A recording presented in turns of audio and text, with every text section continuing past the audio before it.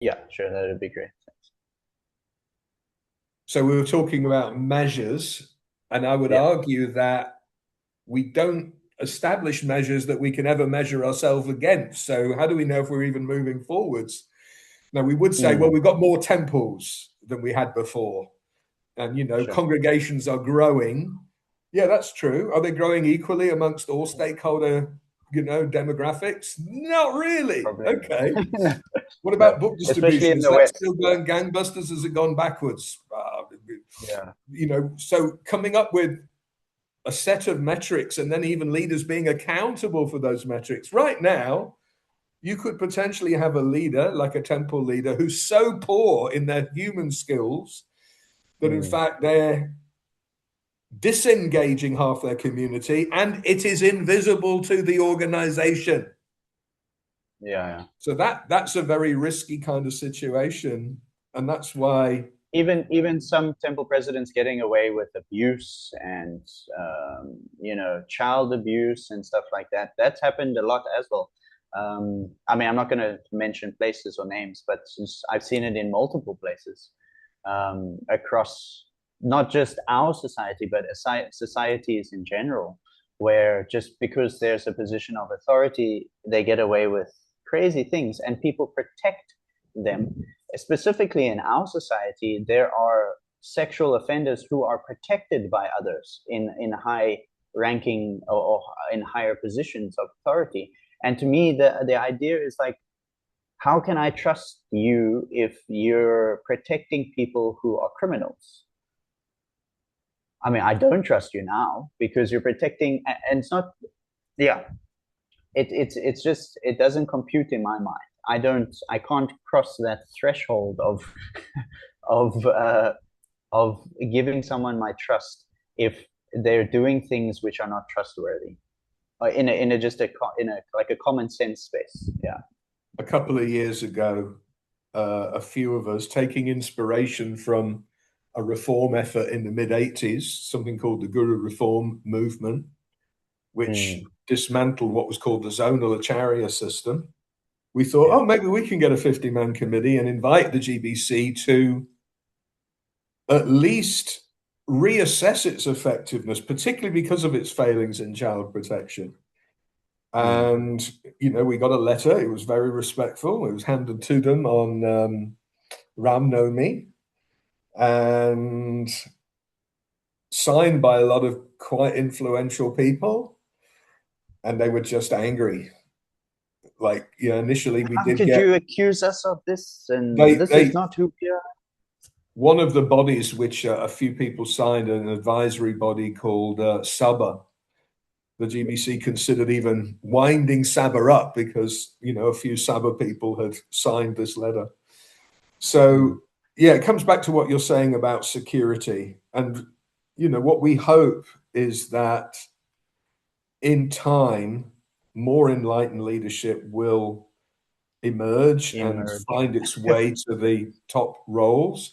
I do think there Yeah. would be such a strong case for just competence development. I do think that a lot of the movements, a lot of the diagnoses that people have of the movement, that it's lost its way or that, leaders are corrupt and so on. There's that old saying, never attribute to corruption what could be explained by stupidity. And I Mm, think so much of this is just a dearth of competence. Leadership is a yeah. skill that can be learned. And it needs to And be learned if you're going to be a leader. if you've got a service mindset, how would you even deny it? Sorry, you finish. Yeah, yeah. Yeah, no, that's the one thought that came from the experience I had, which I've spoken about a few times now, is that I just thought, did this person and do leaders go through any sort of like test, you know? And I'm not just saying, can you wake up at 3:30 and chant all your rounds before 10 o'clock in the morning and read every day? That's not a test of your leadership ability, because that's not just what leadership is. That's just a very minute aspect of leadership in a spiritual community is being spiritual. But what is being spiritual? Being spiritual is being able to connect to yourself on deep levels and then bringing that depth to your connections with others. because you can only meet others as deeply as you're going through or as you have met yourself in your relationship. And that doesn't mean, it's not asking for perfection. In nowhere is anybody telling anybody, any leader, you must be perfect, but at least be willing to be accountable in your position, at least as like a very low um, a bar or something. At least be willing to be accountable in your position. Well, this is something where we could take a leaf out of secular organizations' books, because they generally will have leadership frameworks. These frameworks are used to identify future leaders, and leaders are assessed on an annual basis, sometimes more frequently, against the behavioral framework as well as against results, which we do neither of. And I love the fact that you've introduced this word accountability, because I wrote about that just the other day on the Vedic Inquirer, where the GBC often trot out the GBC are the ultimate managing authority. And that certainly is said in Srila Prabhupada's will. It might have also been said in his direction of management, which created the GBC. Now, if we look at that through the management lens, that means we're not answerable to anyone. There's no one above us. Okay. If you look at it through a service lens, it means the buck stops with us. We can't pass it off to anybody else. If there's something that's wrong, we're the responsible parties to deal with it. And the fact is, you can actually never evade accountability. So they may go, well, there's no document that will prove to us that we should be listening to any other human being. Okay. We will simply ask questions about your handling of child protection matters. Until the you truth can not comes, answer them if you wish, but yeah, you'll still be judged in the court of public opinion for not answering that. And not answering is actually going to make you look a bunch worse than humbly answering. And the thing is, I'm just looking at the world today. I mean, I'm sure you've been aware of all the Epstein files and the whole P. Diddy, the whole case with P. Diddy or Sean Combs, and many, many other people who lacked accountability and were playing the system in a very manipulative way. Everything came out. Everything came out eventually. So it's like, are we willing to be mature enough to admit things before they get to an extent where it will come out? Or will we just have to wait until things get very bad and then everything comes out? Because it will happen either way. It's just, what are we going to do? I mean, what do we choose to do? Yeah. Well, and it's a good metaphor, because as you say, with the Epstein files, there's pressure now on, the president of the United States, arguably the most powerful person on the planet, to be held accountable. And he may end up forfeiting his position over the whole thing. Now, there's no mechanism to remove a GBC body, so they may stay in situ. But the question is, do they have any traction or teeth or relevance? Does anyone even listen to their edicts or take note of them? Who are they authority over exactly? How many people assign them authority or respect their authority? So they could, in fact, yes, be a group of supposedly powerful men making decisions about this, that, and the other, but actually forfeiting all influence. Again, moral authority always trumps formal authority. And at the end of the day, if we become so binary in the way we think about things, where it's becoming detrimental to the fluidity or the progression of something, then it ends up suffocating itself. The GBC is a structure, right? Without the people, it's still there. So without the people that are in the GBC now, there will just become new leaders to fill those roles. So it's not that these people, and I'm saying this very humbly and lightly, it's not that they actually have much power. It's just they have power for a short little instance in this reality. But when the actual power lies in the people that give them the power, because if we as a society stop listening to a redundant way of thinking, and we see that potentially that this way of thinking is actually just crumbling in on itself and suffocating itself, then all the power gets lost. It's like an old man, like Scrooge in the story of what Scrooge ruins Christmas, or whatever the story is. He becomes so bitter because he doesn't want to let go of the past. He doesn't want to move. He doesn't want to change. He doesn't want to be accountable. That even though he's a rich man, he's all by himself. Nobody cares for him anymore. And that's not what I want to see happen. I mean, I want to see that there's cohesiveness between the power and the people, and to see that the power is actually in the people. That's the thing that I think we're missing, is that the power is not just where the power is, it's actually in the people. And that's what, coming back to a healthy leader, healthy management, he's going to help other people see, I don't have the power. I have the power to help you see you have the power. And together we have power. Because what is my power without your power? My power by itself is, as Prabhupada says, is a stick by itself. It's easy to snap. But our power together is like a bunch of sticks, very hard to snap. But there needs to be a common ground. There needs to be, I see you for who you are, and you see me for who I am. Even though there may be positions of power or positions of authority. How someone explained this to me very nicely. I think it's Hirdayan Andaswamy. He said that, he didn't explain it to me, but I listened to a lecture he gave. He said that structure needs to be there so that there is a framework for how things run. But in a hierarchy structure, for example, the person at the top is helping others to see that we're all equal. That's the role of the person at the top. Yes, we have to follow the rules and the regulations, but that doesn't put the person above anybody else, just because he's the one telling everybody how things should go. Within that person should also be teaching people equality, because in the spiritual world, how do I know that you're not actually more advanced than me? Even if you're a kid and I'm someone at the top of the structure, this kid could be way more advanced than I could ever be. And how do I know that? And if I lose sight of that and it becomes a power thing, which generally it does in the material world, I've lost thought of what the point of that was, but I hope it translates to something, you know? Well, I think there's a few things that I get from it as well. You've reminded me of that famous anecdote, Maharaj Rahugana meeting Jad Bharat. So Maharaj Rahugana is the king at the time. He's being carried high on a palanquin, which was, you know, how nobles used to be carried in the ancient times. But maybe one of his carriers was ill or something.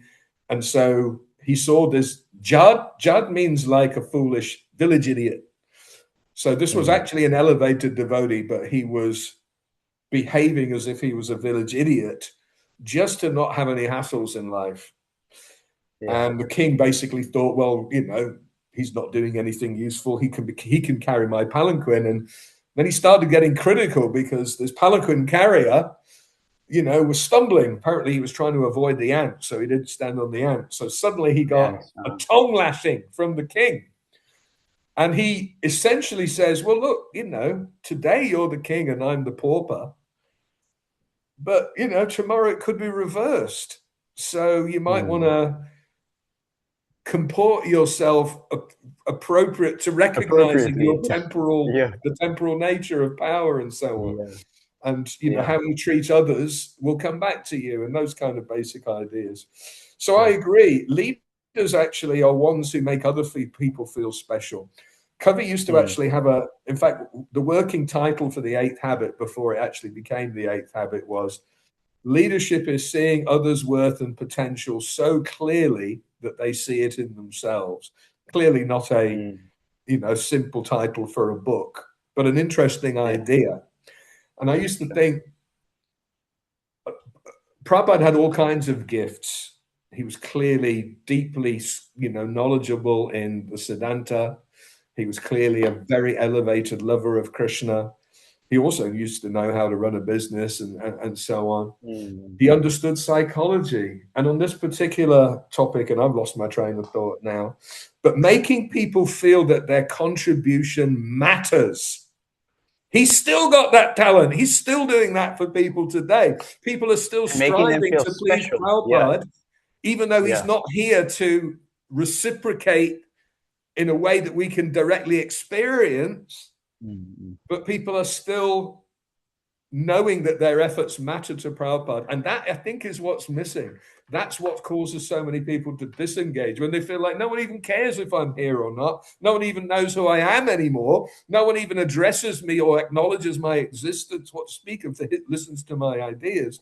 Well, it's hardly surprising then that those people have just retreated to the sidelines. Maybe they've become detractors rather than supporters, but at least they're very wary. And yeah, the GBC may be presiding over the people who read the GBC minutes, as opposed to supercharging this entire organization, with vitality to pursue the mission, helping to develop talent, helping to engage people about what's possible. Prabhupada sold a vision so compelling to people that even 50 years after his departure, it's still living and breathing and even growing in people's hearts and minds. And we're not getting that from others. But these are skills that we can learn, as well as obviously, and it's deep all there. attributes that we should cultivate. Yeah, it's all there. It's just, from what I gather, it's that it's like there's a side of what's happened in the past that is just not being conveyed. It's like it's maybe an unintentional manipulation that people are not conveying the full picture to everybody else, specifically those in power. They're just conveying one aspect. It's like the whole Jesus and Paul situation. Paul was a heretic. He was a fanatic. And he only conveyed an aspect of what Jesus actually taught. And that's what became the Bible. At least this is according to, again, Hridayananda Swami, who was talking about this. And so there was a whole portion of what Jesus actually taught that was just ignored and left out. And that is now what we call the Bible today. Above and beyond all the changes that have happened through the various kings and leaders and whatever happened in the past, King James and whoever else was the king who decided, I don't like this in the Bible, let me change it. Above and beyond all of that. And I think that's also what's happened, or what's happening with us. And it's like, it's going to create this weird stance with us and the teachings, where in the sense of now we view people like Prabhupada as this perfect, complete hero, savior, ideal person like Jesus is now, when Prabhupada was a simple spiritual man that had a very advanced love for God at the end of the day. And I would prefer to view Prabhupada and our teachings as that, as opposed to this super ideal, advanced, perfect thing which cannot be questioned, nor how do you say?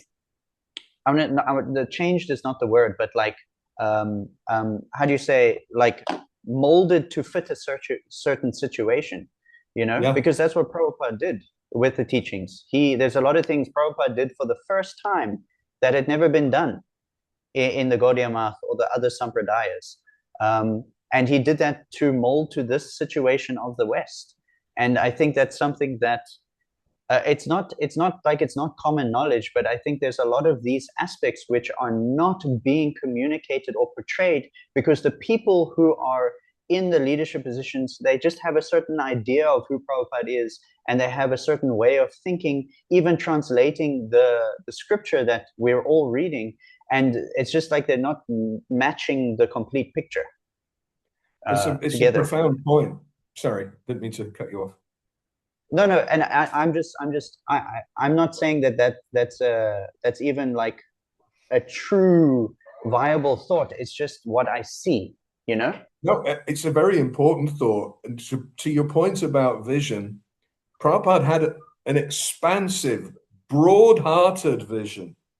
And a lot Mm, of that is, who do you choose to care for in the spirit of sheep? Well, Prabhupada chose mm, to care for lots of different people in lots of different ways.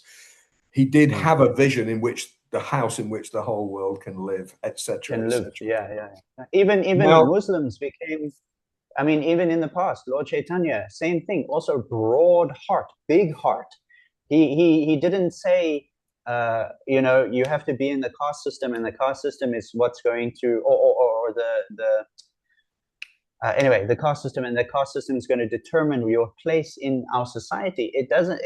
People came from everywhere. I mean, two of our most prominent leaders were Muslims, and they converted into our faith.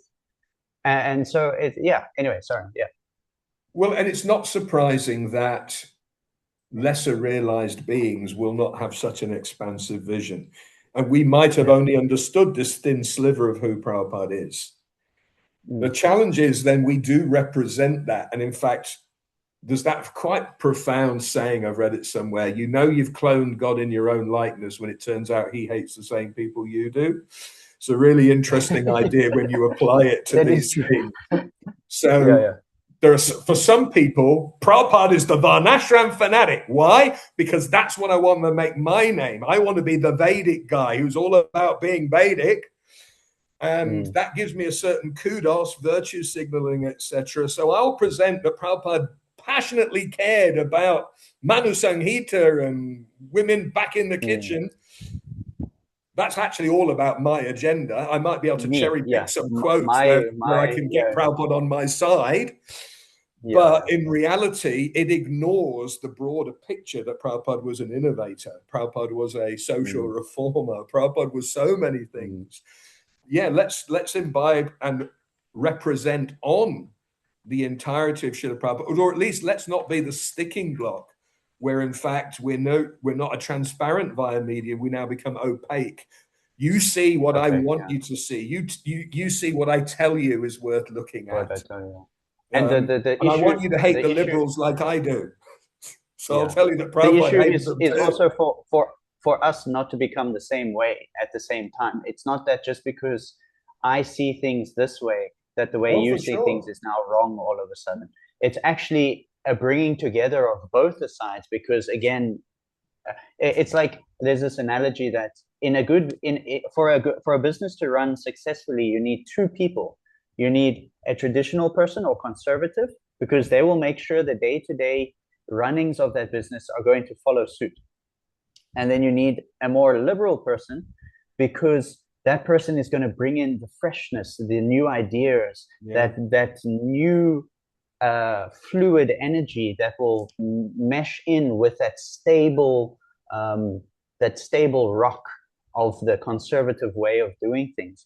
But agreed. it doesn't mean that either one is better or either one is more correct. It's actually that we both need each other in order to create a functional society. Because what is the flow of energy without the structure of sit down and meditate every day, read your book every day, you know, So I'd say or that read your the books shepherd every day. is someone who can take diverse talents and Yeah, actually find a way to engage them together.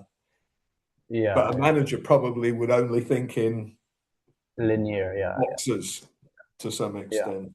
Yeah, no, good yeah. point. And maybe it's something that only select people can do, or maybe it's something that we can train. Everyone can be trained in how to do. I don't know. I'm not sure, because I've never done it and I've never seen it being done. But I think that, just from my own experience, is that a good leader is someone who's going to create other leaders.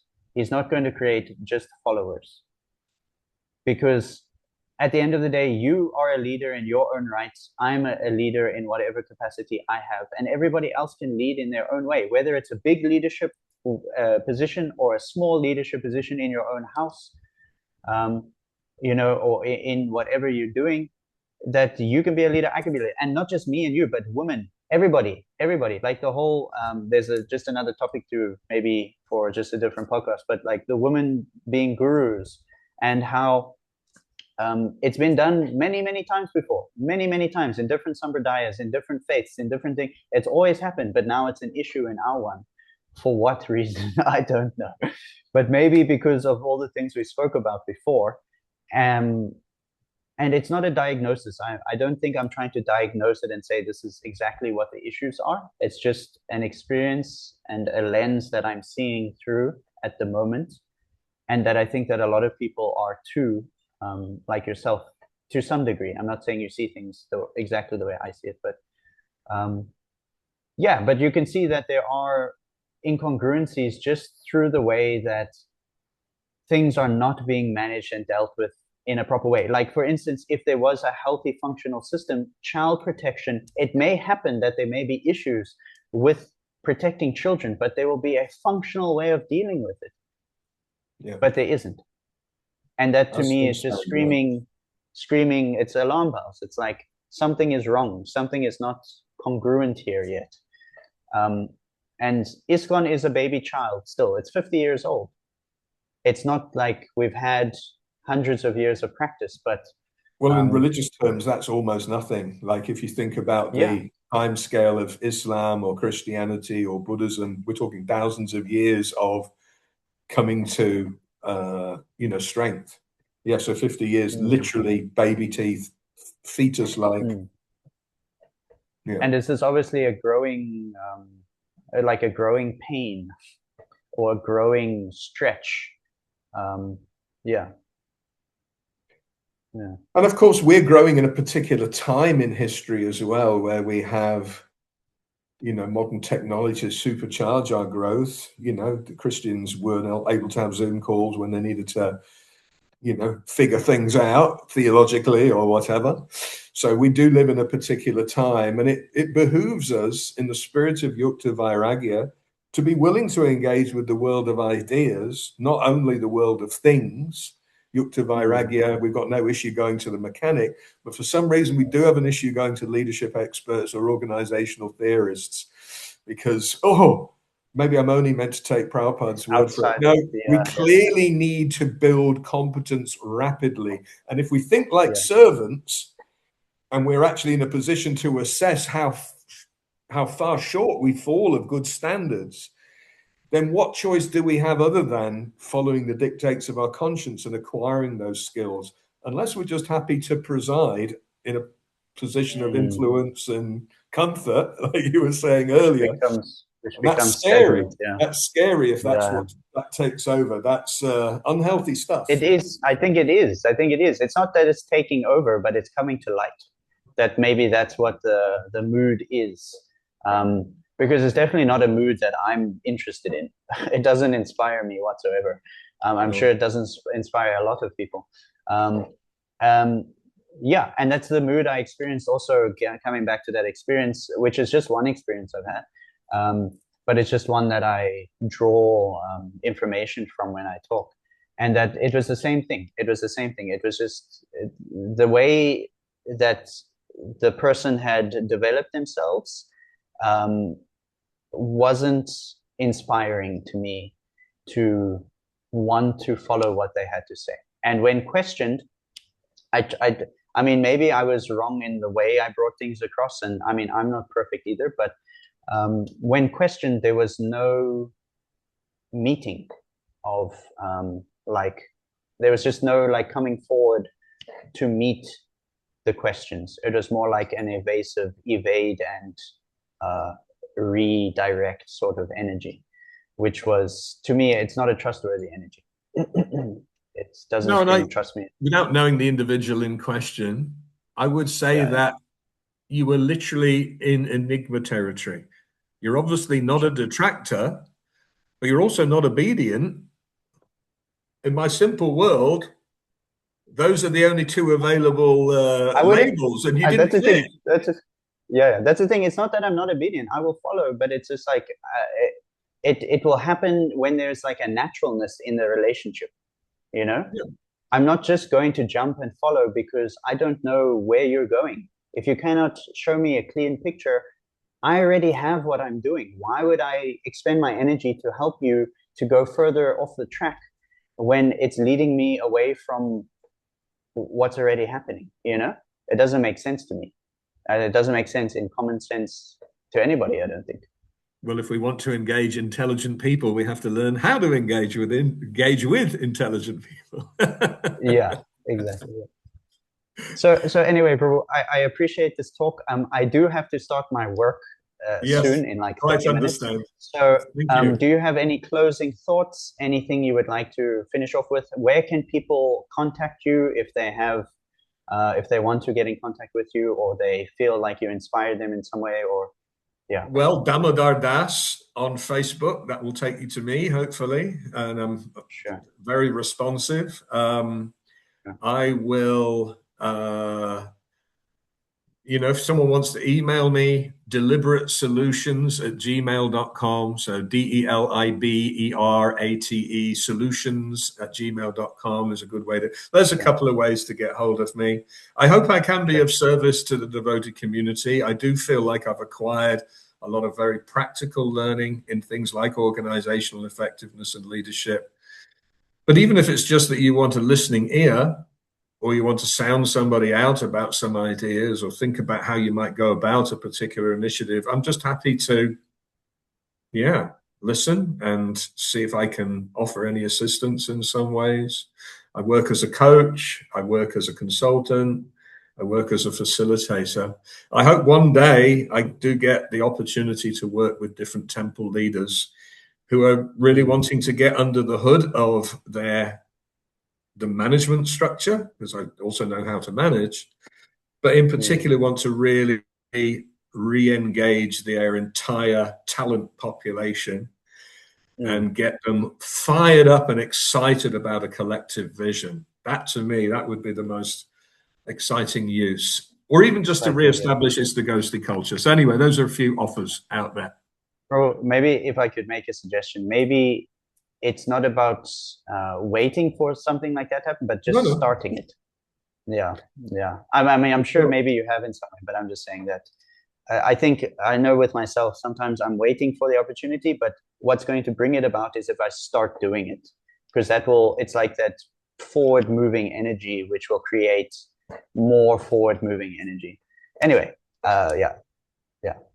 So you can also, I'm sure you will maybe send me a link or two, and then I can, from where people can contact you, and then I can put it in the description or the caption of the YouTube episodes. And then anybody who wants to find out more about Damodara Prabhu, you can just contact him there. And as you can see, he is quite knowledgeable and quite well experienced, which is something that I think most people lack. They either have too much knowledge or just too much experience. It's good to have both. So yeah, thank you everyone for listening. I hope this podcast episode was good. Thank you. Yes, Prabhu. And yeah, see you guys in the next episode. Haribol, I will